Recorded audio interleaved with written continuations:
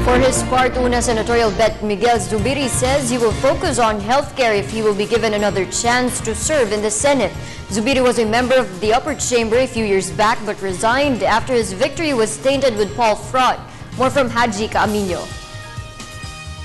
For his supporters, Juan Miguel Mig Zubiri was a man with a so-called delicadeza.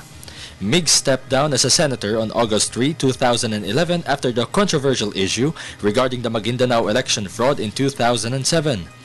Migs won the 12th slot in the senatorial race, but several groups have questioned his victory. As a re-electionist under the United Nationalist Alliance or Team Una, Zubiri wants to focus on the implementation of public health and safety programs.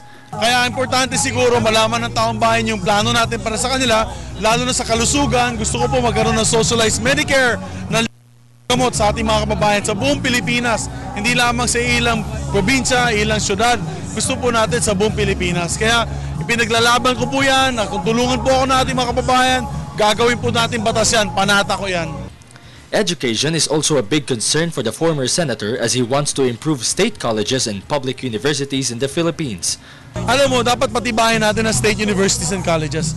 Dapat patibayan natin, dagdagan po natin ang pondo, damihan po natin ang scholars sa state universities and colleges.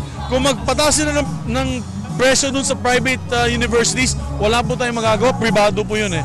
Pero kung maganda po ang programa natin sa state universities and colleges, doon na lang pumasok lahat. Bababalin nila ang presyo ng mga tuition po nila, matrikula, dahil lahat po ay pumunta na sa state universities and colleges.